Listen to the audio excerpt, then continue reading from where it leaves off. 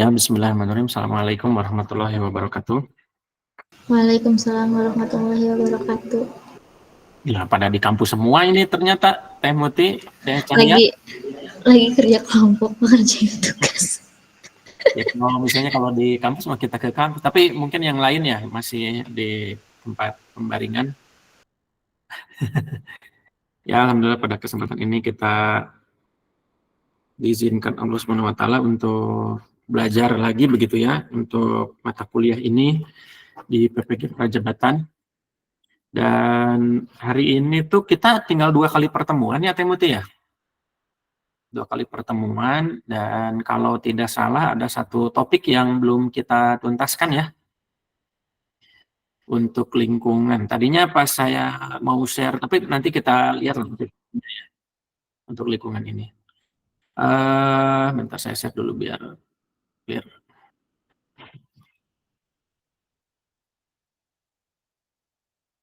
kelihatan ya. Sudah muncul belum? 1, 2, 3. Nah, sekali lagi saya tidak memiliki akun teman-teman karena yang ngajar mata kuliah ini bertiga bagi-bagi.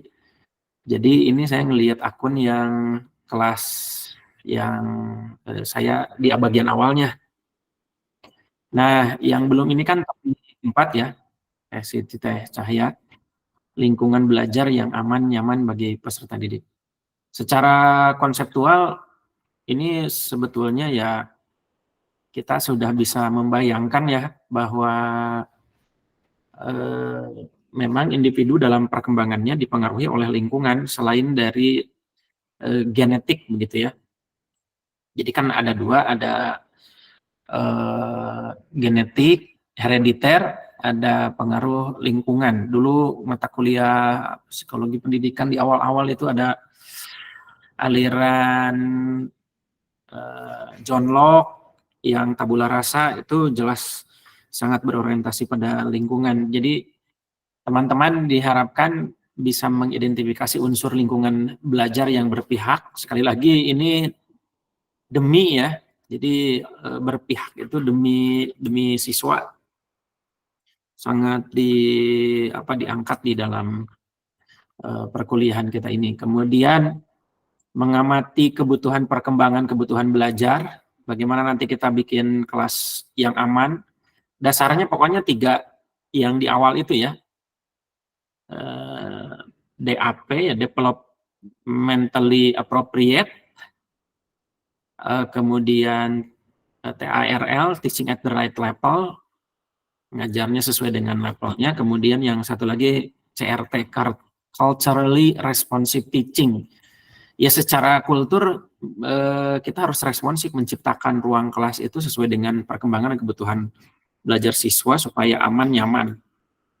Kemudian memprediksi masalah lingkungan belajar, kira-kira masalah yang akan muncul berdasarkan latar belakang, kebutuhan, kesiapan peserta didik.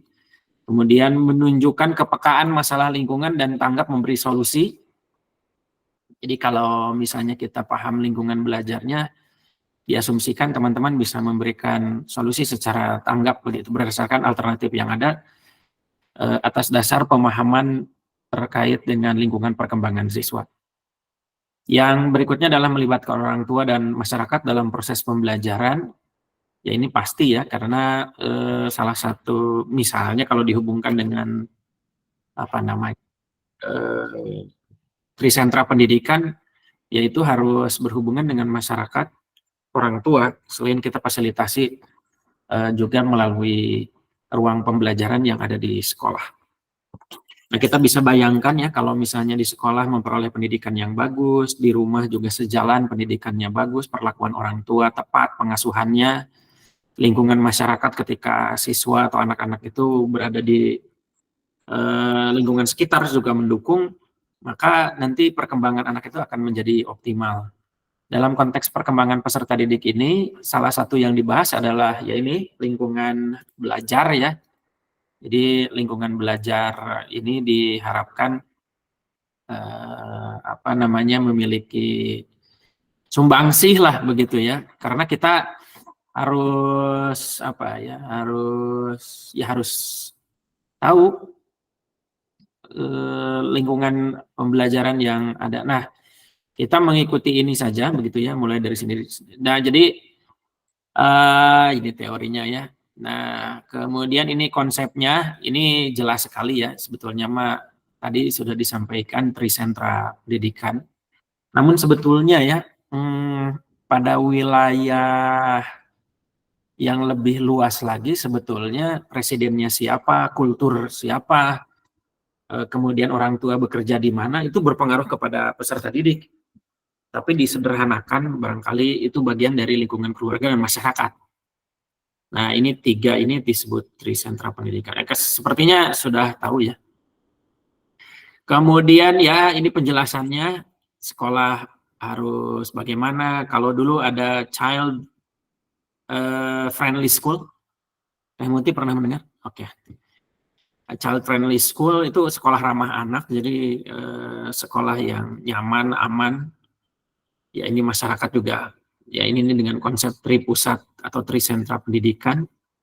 Kemudian bagaimana jika anak diwajibkan, oh ini apa nih? Weber Dictionary, ada gitu Weber Dictionary? Ada kalau nggak salah. Weber, coba. Salah berenang ini teh. Ini nanti hati-hati teman-teman. Kadang-kadang ini yang betul tuh Webster Dictionary, makanya aneh kok Weber ya. Nah, jadi Webster, biasanya Webster itu digunakan untuk apa ya? Kamus besar dulu, Webster itu apa ya? Rujukan lah, selain dari Harvard Dictionary, Collins Dictionary, Webster Dictionary. Salah nih, hati-hati jadi teman-teman ya.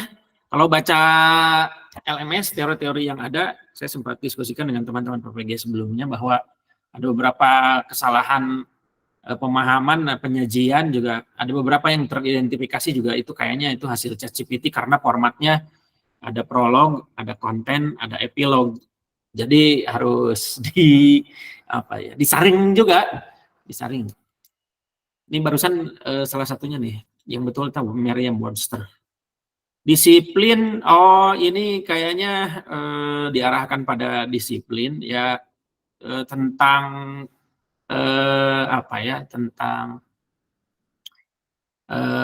tentang komponen ini silakanlah bebas ya. Ini kenapa ya dihubungkan dengan disiplin, bentar kita cek. Masyarakat, ketiga adanya pembentukan karakter yang bersifat positif adalah disiplin. Nah, dari 3 itu diarahkan untuk pada disiplin. Disiplin itu kalau definisi yang saya tahu ya, itu kemampuan individu untuk melakukan yang tidak dia inginkan untuk untuk mencapai tujuan. Jadi orang yang disiplin itu orang yang melakukan sesuatu yang bisa jadi tidak inginkan secara konsisten untuk mencapai tujuan. Orang disiplin. Kedisiplinan jadi lari ke disiplinnya. Apakah hukuman merampas peserta didik? Nanti bagaimana cara menanamkan disiplin? Apakah dengan hukuman? Yang sekarang sekarang itu kan lagi rame ini ya. Apakah ada hubungan antara adab dengan disiplin ya? Itu kan pembiasaan, jadi arahnya pembiasaan. Tapi kalau yang diambil oleh LMS, disiplin dari Webster ini ya, hukuman, perintah, bidang ilmu. Ya kalau disiplin hubungannya dengan bidang ilmu. Pelatihan, mengkoreksi, membentuk, menyempurnakan mental, karakter moral, kontrol, perilaku tertib, pengendalian diri. Ya banyak.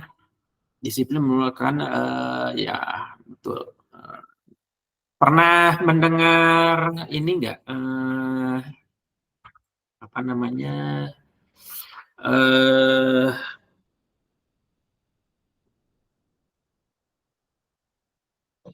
Marshmallow test. Muti pernah? Tes itu belum? Marshmallow test. Marshmallow test nanti kita lihat ya. Coba. Marshmallow. Soalnya tuh ada tuh. Nah ini nih, penelitian dari Stanford University tentang marshmallow test. Ini terkait dengan kontrol dan ini secara universal apa ya, berpengaruh ke kita. Coba kita ambil salah satu ya.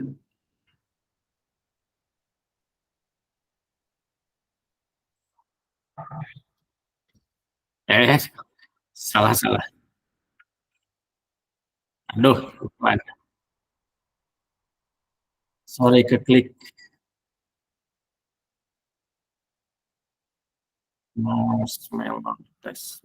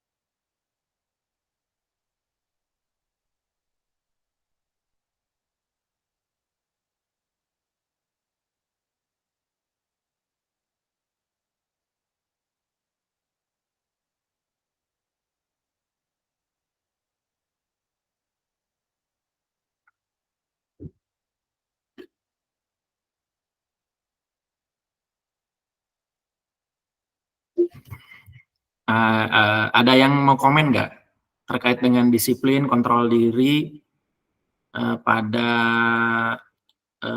percobaan dari Stanford itu? Marshmallow test itu terkenal loh.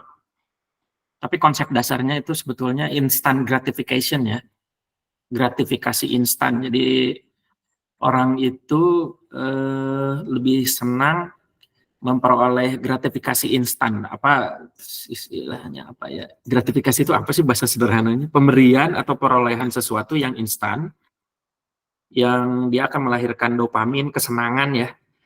Nah, tetapi pernah mendengar nggak dopamin detox? Nah, itu juga salah satu cara untuk meningkatkan kontrol diri adalah menahan apa ya? Menahan diri untuk tidak memperoleh kesenangan cepat gitu. Nah, saya pikir mungkin ya ini ada hubungannya disiplin itu, ya ini barusan itu ada di pengendalian diri, ada di kontrol, taat pada perintah, tertib, membentuk, mengkoreksi, ada kemampuan mental di situ untuk menghindari hukuman, mengikuti perintah, kecuali ini ya, bidang ilmu lah, itu lain. Kemudian apa ini, diwajibkan begitu, saya tidak sukai. Ya, sebetulnya kan disiplin itu memang doing what we don't want. Kalau ke marshmallow tadi kan ini tidak mau, sebetulnya kan maunya dia langsung makan gitu kan.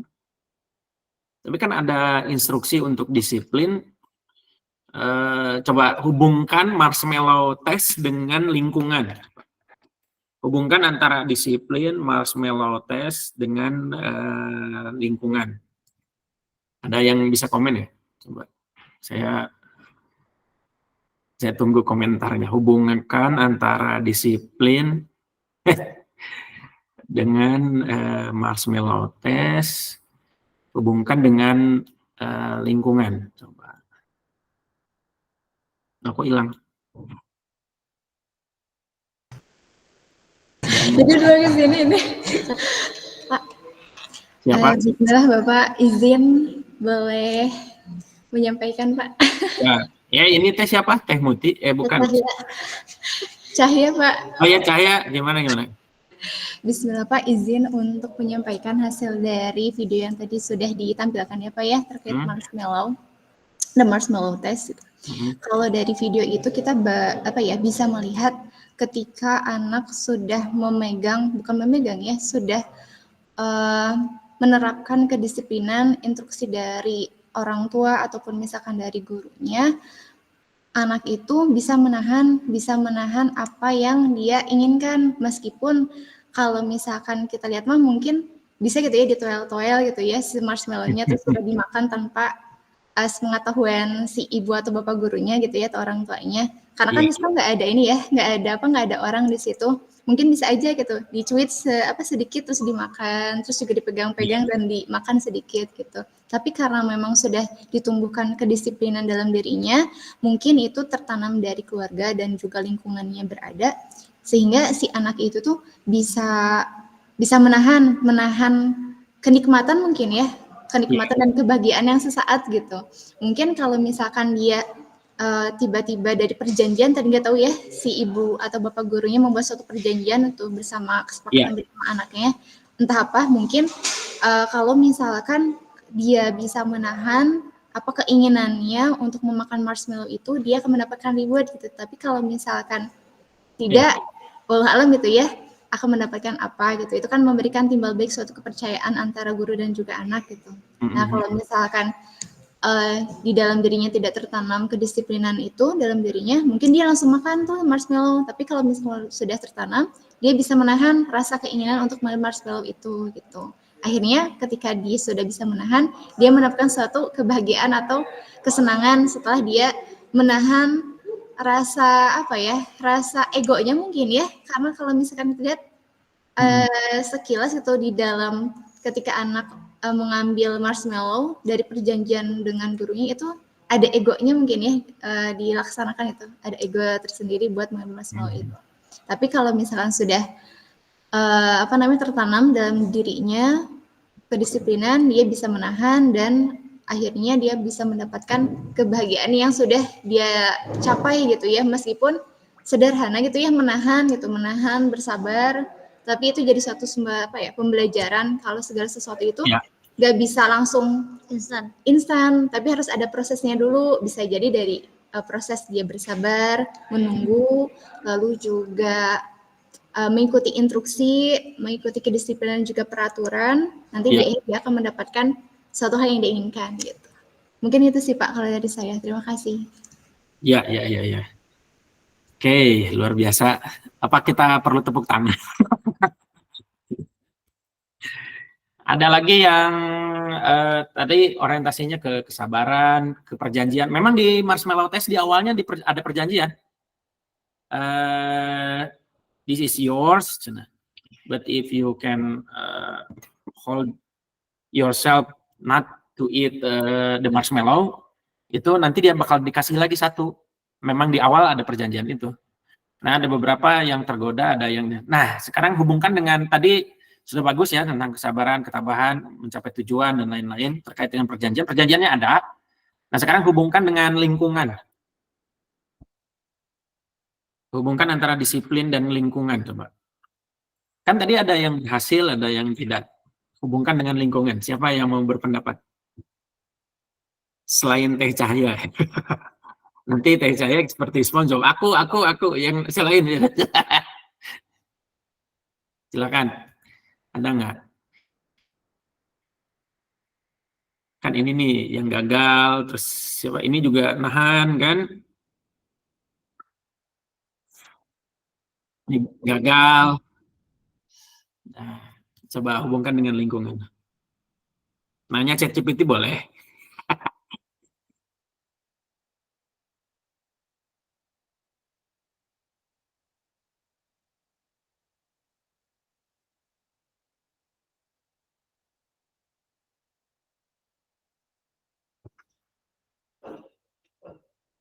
Ini oke.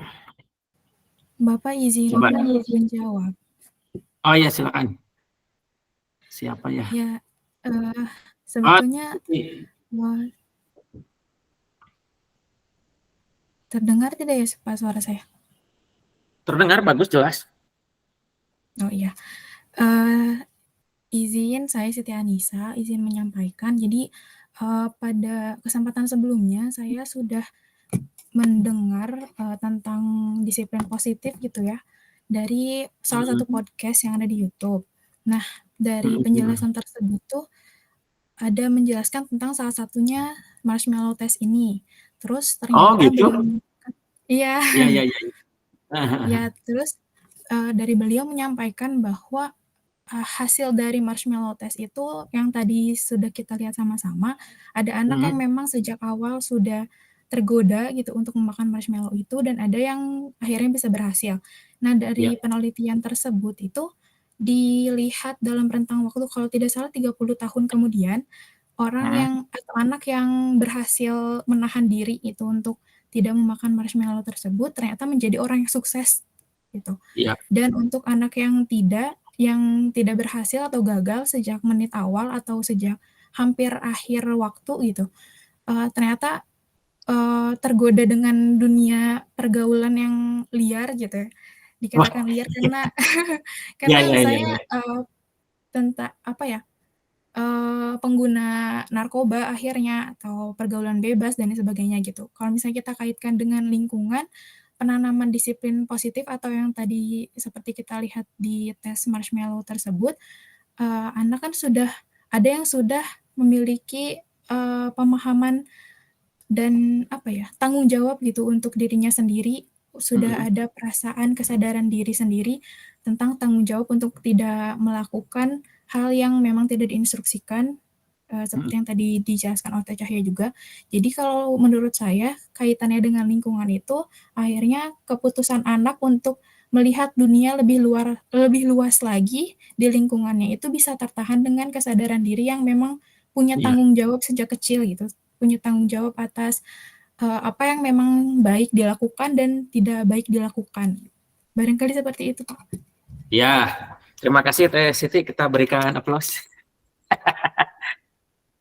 Teh Cahaya itu sebelahnya siapa? Ini kalian dipisahkan oleh lip. Teh Siti, Teh Cahaya masih sama juga. Arahnya itu ke si anaknya.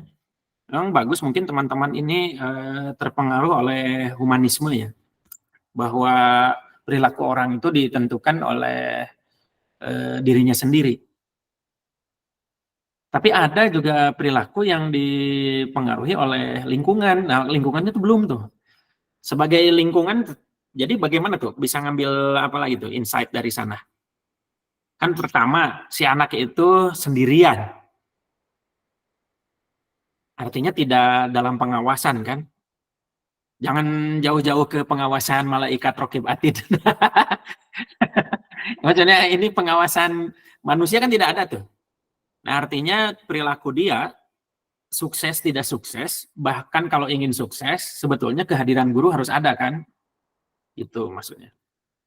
Yang kedua, coba bayangkan kalau si marshmallow itu adalah godaan. Bayangkan marshmallow ini adalah godaan. Ya kan mana ya siswa yang berupaya untuk menjauhkan marshmallow-nya kan ada tuh tadi. Artinya kalau seandainya tujuan kita itu kemudian sudah ditetapkan, maka godaan-godaan yang akan merusak tujuan itu jauhkan sebetulnya bisa. Nah, makanya di situ ada penciptaan lingkungan. Coba kalau misalnya gurunya menyampaikan, ini marshmallow ini sudah punya kamu, hak kamu, kamu mau makan atau enggak, tapi ibu simpannya di dalam lemari. Ya kan berarti nggak akan ini, nggak akan nggak akan terjadi penggagalan terhadap target atau tujuan ini gitu. Kan ini rata-rata di ini ya, karena ya. Nah, bayangkan kalau ini dijauhkan. Nah, itu lingkungan itu berpengaruh seperti itu. Nah, ini maknanya luas sekali ya. Marshmallow test tuh. Saya juga dulu dapat ini langsung, oh iya ya kalau mau disiplin, satu hilangkan distraktor tuh. Distraktor ya misalnya kalau kita terganggu terus oleh HP, minimal notifikasinya dimatikan. Masih keganggu juga, jauhkan HP-nya karena HP adalah marshmallow. Gitu ya, yang akan menggagalkan. Nah, jadi ini hubungannya dengan saya tadi cek ChatGPT ya. Ya nanya aja ke ChatGPT. Kata ChatGPT, marshmallow, hubungan antara marshmallow, disiplin dan lingkungan pendidikan katanya begini sih. Setuju nggak? Nanti teman-teman. Jadi bentar saya besarkan. Nah ini nih. Jadi disiplin itu memang pengendalian diri tadi sudah dibahas oleh Teh Cahaya, Teh Siti.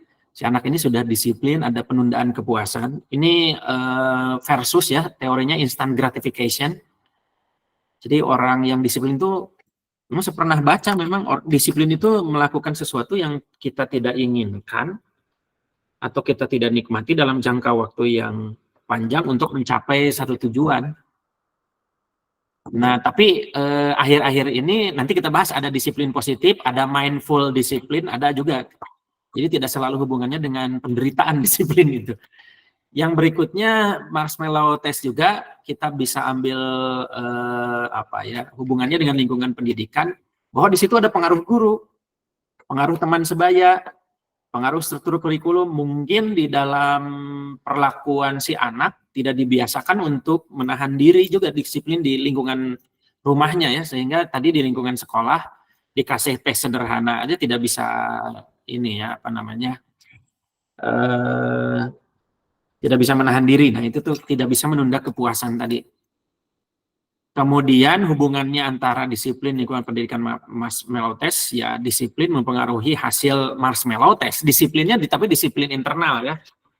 Kemudian lingkungan pendidikan mempengaruhi disiplin. Ini menurut ChatGPT saya, teman-teman. Nanti tanya ke ChatGPT masing-masing. Walaupun saya hanya alat cross check aja ya ini ya. Jadi tadi ya seandainya itu siapa yang di samping Teh Cahaya itu? Kang siapa? Itu kan tidak boleh dekat-dekat ya, karena semakin dekat dengan marshmallow-nya semakin tergoda gitu. Maka pesan agama untuk tidak mendekati hal yang nah itu apalagi tapi ini merang, antar laki-laki terlalu dekat juga merang ya. Merang tuh menjijikkan. Tapi kan sekarang ramainya SSA ya, same sex attraction. Jadi ada penyakit baru tuh, homoseksual tapi lebih sopan katanya, same sex attraction. Nah, jadi marshmallow test ini betul-betul lingkungan pendidikan. Nah, kita beralih ke, tapi gini nih, saya ingin penasaran juga nih, disiplin positif memang lagi rame, tapi saya belum mempelajari lebih dalam. Cuma saya ngambil dari yang di Kemdikbud, pengertiannya kok begini ya. Siapa tadi Teh Siti sudah belajar ini kan, tapi saya secara umum disiplin positif adalah satu pendekatan yang menerapkan disiplin dari dalam diri anak tanpa hukuman dan hadiah. Ini kalimat ini bagi saya agak berat ya kalau ditinjau dari perkembangan, karena mau dari level perkembangan manapun secara konseptual anak itu perlu pembiasaan untuk level anaknya, dan pembiasaan itu selalu membutuhkan punishment and reward. Kalau ke behavioristik ya, pasti ada hukuman dan hadiah. Hadiahnya di marshmallow test apa coba? Ya kan, jika kamu tidak memakan yang punya kamu yang tadi sudah dikasih ini, kamu akan dapat marshmallow satu lagi. Tetap aja ada hadiah. Disiplin positif perlu diterapkan baik lingkungan keluarga maupun sekolah. Dengan menerapkan disiplin positif diharapkan tindak kekerasan dapat terjadi. Oh ya, mungkin karena ada ketakutan ya kalau misalnya disiplin yang melibatkan kekerasan sih sebetulnya. Itu tujuannya kayaknya. Cuma kalau tanpa hukuman dan hadiah bagi saya agak bermasalah secara konseptual, karena nggak tahu tuh. Mungkin kita tarik atas perintah Tuhan ya, Tuhan juga ngasih surga neraka atau gambaran tentang hukuman dan hadiah yang kita akan peroleh kalau kita melakukan satu kebaikan ya. Pendekatan disiplin positif bukan mengenai anak secara langsung, melainkan cara orang dewasa memberikan dampak dan pengaruh positif. Nah, ini larinya ke lingkungan pendidikan. Jadi katanya disiplin positif itu tanpa kekerasan, harus memotivasi, merefleksi kesalahan, menghargai, membangun logika, dan bersifat jangka panjang. Ini membutuhkan dialog kayaknya ya. Memotivasi, merefleksi kesalahan, menghargai, membutuhkan dialog banget. Jadi kita harus skillful memang dalam berdialog dengan anak-anak, menggunakan bahasa anak, dan segala macam. Tapi ini boleh lah. Sebagai satu teori tambahan, ada namanya disiplin positif. Positif disiplin memang agak terkenal ya. Dan ini ya inti filosofinya tanpa kekerasan sih. Kelihatannya ada kekhawatiran bahwa setiap perlakuan disiplin itu, setiap perlakuan mendisiplinkan anak didik gitu ya, itu identik dengan kekerasan.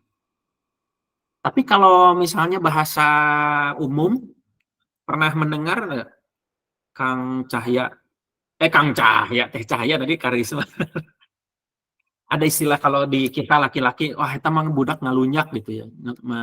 Ngalunjak teh apa bahasa Indonesianya Teh Siti? Teh Siti Roma apa ya? Ngelunjak tuh ya bahasa Indonesia ya, ngelunjak ya, udah diadaptasi ya. Ngelunjak tuh perilaku berlebihan. Kalau penyakit namanya over attachment, itu di dalam apa ya? Over attachment.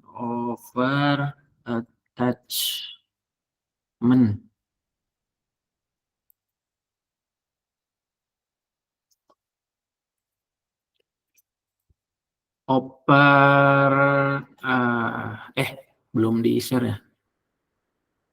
Mana ya? Over attachment coba. Over attachment.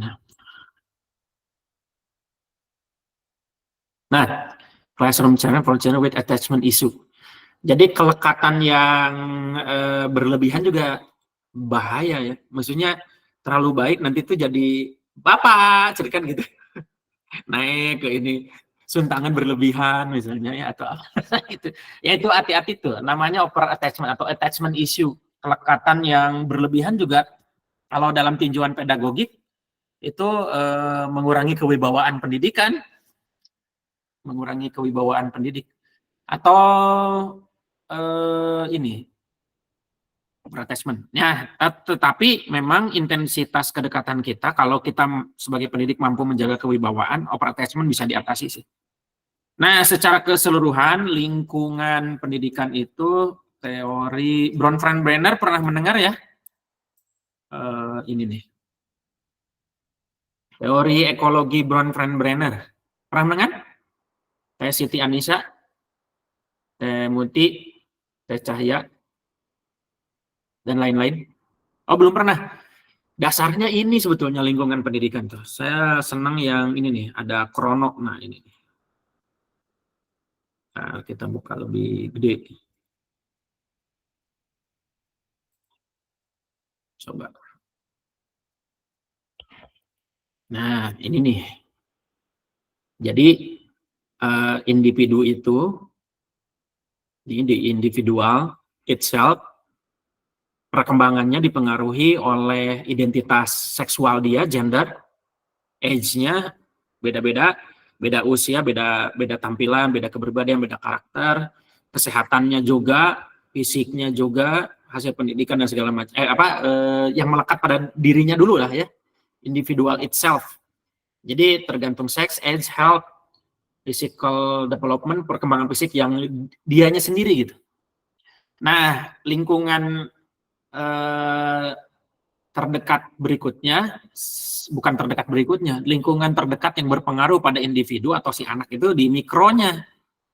Mana yang paling intensif itu akan yang mempengaruhi.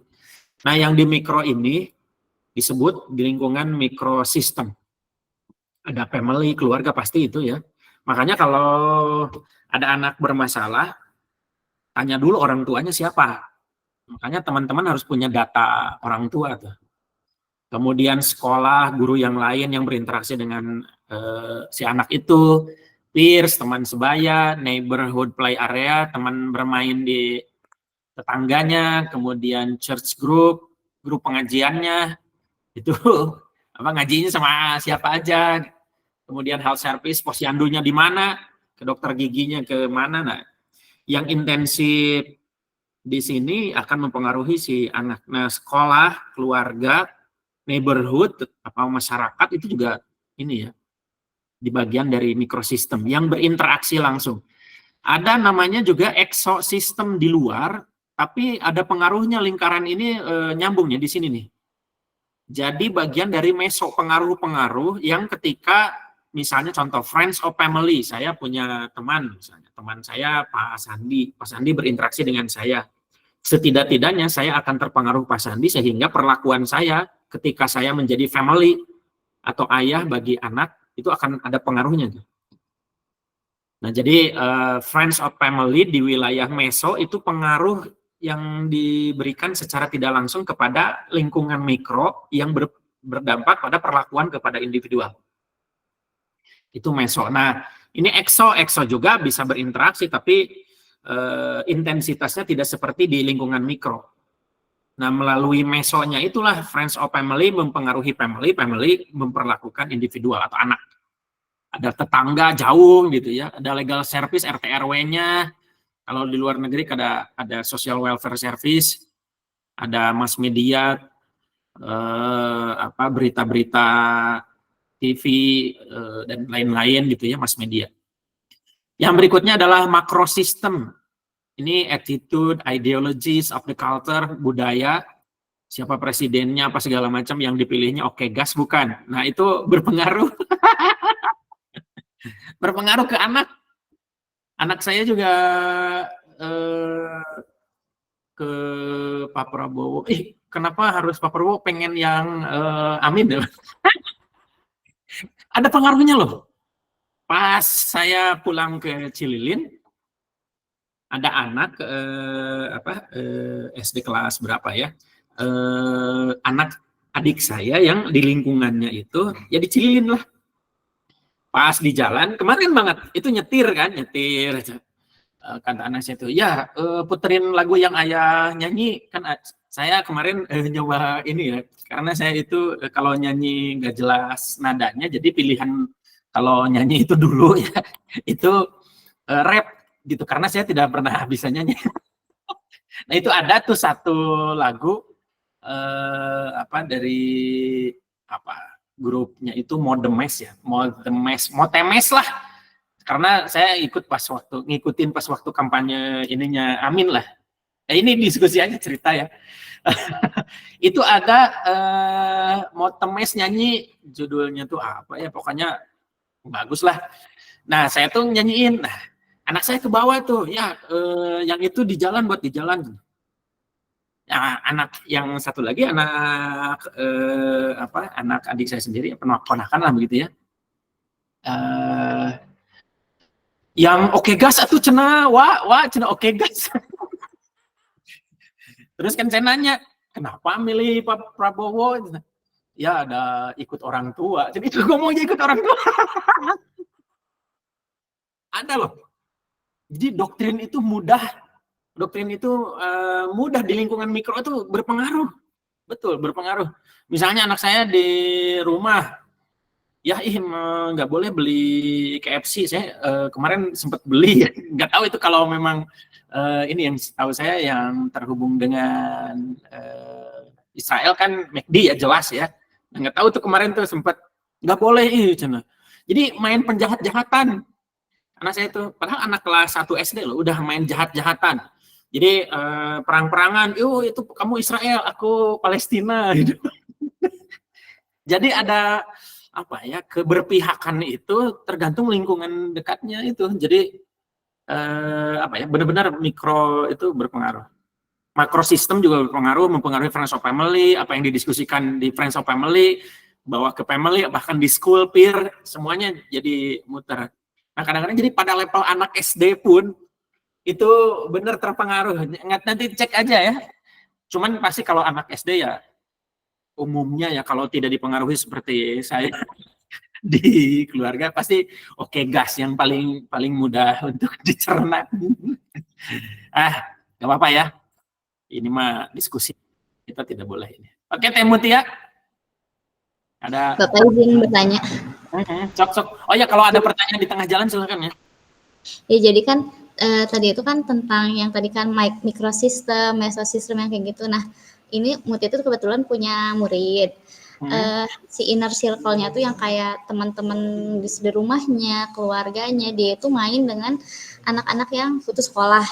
Sampai sekarang itu dia nggak mau sekolah lagi Pak, karena dia emang mainnya sama anak-anak yang putus sekolah yang dimana jam 12 main, jam 9 udah main, dan keluarganya juga udah kayak capek ngasih taunya, saya udah ke rumah dia udah hampir 3 kali dan nggak ada kemajuan gitu. Bagaimana gitu caranya, kan karena ini udah mikrosistemnya dan ketemu tiap harinya dengan orang-orang itu, kita sebagai guru itu harus kayak gimana Pak? Karena jujur aja Muti udah kehabisan cara untuk ngebujuk anak ini untuk seperti apa gitu. Di sekolah nggak ada problem, tapi emang dia itu mainnya pas dia telusuri emang mainnya tuh sama anak-anak yang putus sekolah gitu Pak. Jadi harus di lingkungan rumahnya ya.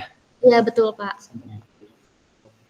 Saya ambil kasus anak saya juga lah ya, biar based on experience. Anak saya juga di depan itu ada anak-anak, di depan rumah saya juga ada anak, tapi memang memilih ke anak yang di luar komplek karena nyaman. Ada namanya Audrey lah, Odi nih panggilnya, Odi sama Teh Yaska agak beda setahun. Nah dekatnya tuh dengan anak-anak itu yang di luar justru. Nah berdasarkan itu berarti anak juga milih ya, mana yang dia nyaman apa enggak. Dan yang kasus Teh Muti ini anaknya dia sudah milih berarti. Sayangnya yang dipilih lingkungan anak-anak yang putus sekolah. Kalau yang anak saya tuh bagus, yang di luar, walaupun di luar komplek, tapi dia ranking 1 apa sih. Oh, anak saya juga diajarin membaca, jadi guru-guruan lah gitulah, murid-muridan, nah senang aja gitu main ke rumah apa segala. Nah, ini persoalan intensitas memang berpengaruh ya, sangat berpengaruh. Jadi kita satu meyakini memang ada pengaruh lingkungan tuh sangat besar. Yang kedua, nah ini yang kedua yang saya lakukan dengan istri, itu hanya jam-jam tertentu dan harus mengikuti. Nanti kalau tidak, jadi rule of engagement ada ya, apa ya namanya rule of engagement. Kalau di dalam istilah perang sebetulnya itu rule of engagement tuh. Aturan itu memang disiplin tuh harus diinikan, ada punishment and reward. Tetap ada. Cuman memang tidak destruktif ya. Maksudnya tidak dalam bentuk kekerasan. Yang pasti diputus kesenangannya, karena dari behavioristik punishment itu apa coba Teh Anissa, Teh Muti? Yang ditargetkan dari hukuman itu apa coba?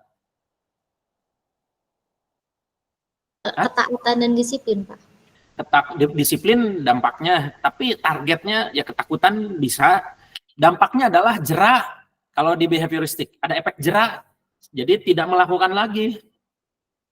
Kalau dibawa ke hukum Indonesia mungkin kurang bisa bikin jera ya. Tidak dimiskinkan, tidak dibunuh yang koruptor gitu. Nah, karena itu tuh efek jerahnya. Nah, efek jerahnya itu adalah yang paling manusiawi, yang sesuai dengan fitrahnya. Manusia itu tidak mau kehilangan kesenangan kan. Nah, anak saya dipotong tuh kesenangannya. Nanti kalau misalnya belum mandi, sore sebelum maghrib, gak boleh nanti setelah Isya main sama Odi, Teh Odi. Jadi Odi itu tetangga dekat, jadi kadang main juga sampai jam 8 batasnya setelah Isya. Kan bisa keluar rumah, ya memang agak aman sih di komplek lah ya. Cuman Odinya itu ya, Odi dan THSK itu bisa. Nah, belajar dari situ, maka hukuman dan rewardnya tetap harus dilakukan, Teh Muti. Jadi nanti ke si anak itu supaya mengurangi intensitas. Tapi kalau pergaulan pengaruh, kayaknya bakal tetap ada. Artinya apa? Kurangi seperti marshmallow tadi, kedekatannya dikurangi. Nah, caranya adalah memperkuat di sistem yang lain, mungkin di family gitu ya. Nanti di jam, di waktu misalnya kamu main, tapi neighborhood play area itu juga tetap harus ditumbuhkan ya, tetap jangan dicabut tapi bertahap untuk mengurangi intensitas. Karena coba saya tanya ya, terhubung dengan itu. Ini satu lagi ada kronosistem. Kronosistem itu perkembangan zaman, waktu yang mempengaruhi lingkungan. Jadi kan dulu mah ya adat atau ideologi budaya itu begini-begini, kalau ada ini tuh dipermalukan atau apa segala macam. Kemudian dulu mah ya ke orang tua teh bagaimana ini kepir segala macam. Nah, itu krono. Dengan mengatakan sekarang mah zamannya kayak gini, nah itu kronosistem. Nah, coba dari yang tadi nggak tahu menjawab atau tidak ya Teh Muti ya. Satu terkait dengan intensitas itu pasti ada. Yang berikutnya kurangi intensitasnya buat punishment and reward, dan perkuat di mikro yang lain, mikrosistem yang lain. Entah itu di school-nya ditambah les misalnya. Entah itu di family diajak. Yang penting intensitas dengan neighborhood play area-nya agak berkurang gitu ya. Nah, coba di sini ini kan teori lama ya Von Frauenberger itu, tapi digunakan sampai sekarang. Cuman ada satu unsur di sini yang sekarang tembus ke individual itself. Yang mana coba? Siti Anissa yang mana coba? Di sini ada kalimat-kalimat, ada frase legal service, social welfare, friends of family, attitude, neighbor, mass media, mana yang tembus langsung ke individual itself?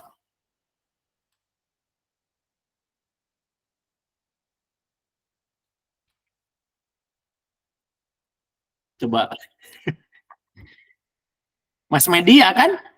Sekarang tuh mass media ini dalam kurung diperluas, jadi ada internet, media sosial, apa segala macam. Ini tembus walaupun dia posisinya antara makrosistem dengan exo, tapi sekarang langsung bagian dari mikro, bahkan menjadi individual itself. Kalau si anak itu sudah punya ID apa segala macam, sosmed, itu berpengaruh juga di sini nih. Nah, ini juga harus diwaspadai. Makanya Bill Gates yang membuat Microsoft, terus Steve Jobs yang membuat Apple, itu kan melarang anak-anaknya untuk berhubungan. Pernah mendengar itu kan, berita itu? Melarang anak-anaknya berhubungan dengan gadget, karena di situ tembus nilai-nilai mikro dari family, church group, itu grup pengajian, nggak ngaruh lagi. Saya pernah baca di buku pengantar filsafat, siapalah ya gitu yang ngomong ininya, nanti satu saat bahkan dosa pun akan dilakukan di kamar-kamarmu sendiri. Oh, ternyata itu pakai HP ya. Jadi udah diprediksi secara filosofis, ini dosa pun akan terjadi di kamar-kamarmu sendiri, kalimatnya begitu. Jadi ini yang tembus langsung ke ini. Nah, jadi belajar dari sini teori-teori dasar tentang lingkungan pendidikan yang berpengaruh terhadap individu, anak didik. Kita harus menciptakan lingkungan pendidikan yang dari teori tadi di dalam LMS, Trisentra Pendidikan ya, di rumahnya bagus, di sekolah juga harus bagus, diciptakan lingkungan belajar yang ramah, nyaman, dan tadi lingkungan masyarakat. Makanya siapa tadi wah hilang yang bapak-bapak, saya mau berpesan padahal ngasih amanat ini. Bapak-bapak, jadi nanti kalau ini sudah menikah atau belum ya, kalaupun belum, coba nabung dari sekarang untuk tinggal di lingkungan yang ini. Di bapak-bapak duaan. Belum nikah kan? Nah, jadi diupayakan tidak di PMI juga. Teh Muti tahu nggak PMI? PMI Pondok Mertua Indah, yang tidak seindah dengan labelnya. Diupayakan tidak tuh. Saya berpengalaman menangani kasus di klinik konseling hipnoterapi di Edu Potensia. Banyak konflik potensi disharmonis suami istri gara-gara satu atap dua nahkoda. Ada pengaruhnya itu tuh. Ada, jadi diupayakan lah cepat-cepat kalau udah nikah cepat kontrak mandiri gitu. Jadi kalau ada apa-apa berantem apa segala macam stay tetap ada di berdua aja gitu. Jangan sampai ini. Nah, saya ada beberapa kasus tuh. Bahkan yang terakhir itu ya berakhir dengan perceraian. Biasa, ibu mertua dengan menantu perempuan. Mertua dan menantu. Karena ekspektasi ibu mertua dengan menantu perempuan itu tinggi sekali. Begitu ya. Kadang-kadang ibu mertua itu yang kalau saya pernah dengar juga nih, ada ekspektasi tinggi juga. Ternyata ya memaksa pergi ke dapur itu adalah penting, Rohma. Memaksa ke dapur itu penting. Jadi misalnya ya nanti berkunjung, misalnya diajak misalnya oleh siapa laki-laki ke rumah yuk. Gitu. Kalau serius ya udah serius.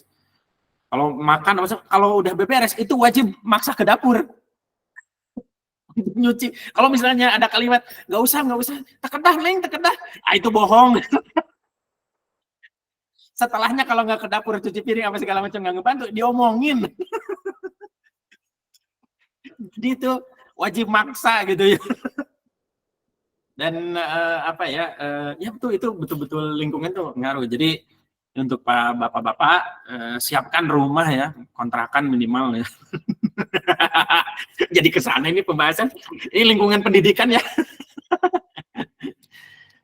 Itu dulu mungkin teman-teman ya.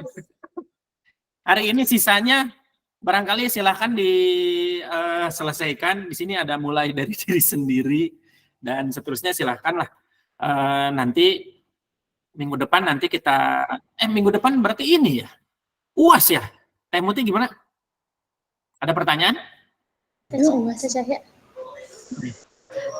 Bapak izin sebelum nanti ditutup ada satu pertanyaan Pak mau ditanyakan, boleh? Oh ya boleh. Tadi kan kita membahas yang pas di awal bersama Teh Siti Anisia terkait bahwa kedisiplinan itu berdampak pada dunia ketika mereka sudah besar nanti gitu ya. Oh iya. Kalau misalkan ada anak, entah itu di anak SMA atau misalnya SMA ya, mungkin anak SD juga ada. Ketika dia sudah menerapkan disiplin untuk tidak mengikuti hawa nafsunya, tidak mengikuti keinginan besarnya. Contohnya misalkan main sampai malam, terus ikut main nongkrong di mana-mana gitu. Dia malah ikut disiplin habis dari sekolah langsung pulang ke rumah, les atau misalkan langsung ada kegiatan tambahan atau gimana gitu ya. Tanpa ada sosialisasi gitu. Jadi jarang bersosialisasi dengan temannya ya. Itu sering kali dan sering saya jumpai gitu ya. Anak-anak itu jadi kayak terisolasi gitu dari ruang pertemanan yang ada di kelasnya. Itu bagaimana ya Pak ya? Kita sebagai guru, sebagai teman mereka di kelas supaya memberi pemahaman gitu kepada teman-teman itu seperti apa gitu. Terima kasih. Oh iya. Ini itu memang ada kasus-kasus seperti itu ya. orang tua tuh orientasinya ya tuntutannya besar sekali kepada anak untuk memperoleh isi pengetahuan si anaknya banyak, dileskan, tapi lingkungan sekitarnya terabaikan.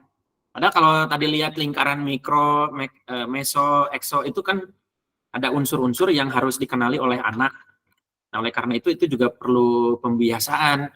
Nah, bagaimana peran teman-teman untuk mengingatkan dalam tanda kutip, sebetulnya di dalam pembelajaran kelompok itu bagus sih, karena kan intinya di kacamata. Ini bukan karena lihat temu itu ya. Intinya di kacamata jangan kacamata. Perspektif, memperluas perspektif. Nah, anak itu perspektifnya terbatas, kacamatanya terbatas karena lingkungan yang yang dia berinteraksi kurang intensif. Nah, oleh karena itu perlu kita buka ruang-ruang untuk peran-peran, kemudian memahami ada istilah put your feet on other shoes gitu Teh Cahya. Apa sih? Put your feet in other shoes. Jadi masukkan kakimu ke sepatu orang lain, itu empati. Bagaimana cara, kan ada lagunya ya.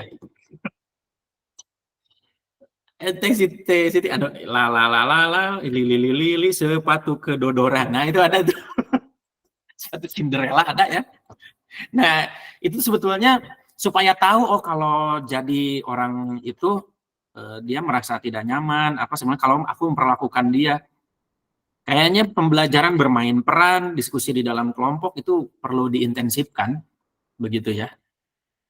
Kenapa ada orang lewat dengar lagi saya nyanyi, jangan-jangan. Maaf. Itulah kenapa saya memilih lagu rap dibandingkan dengan nyanyi bernada.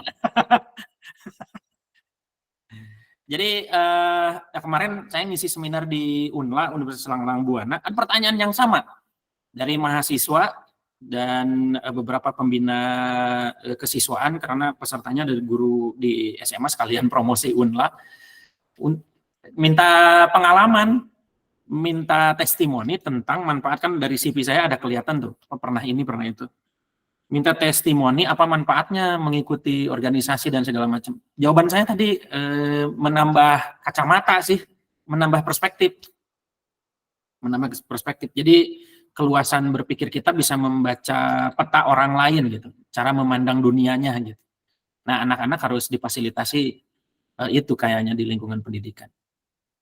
Gitu mungkin teman-teman, mungkin kita tidak perlu panjang ya, ada sisanya mah mengerjakan LMS. Oh ya, ada kejadian kemarin, ada bimbingan saya nggak di sini yang ke sekolah? Nggak ada ya?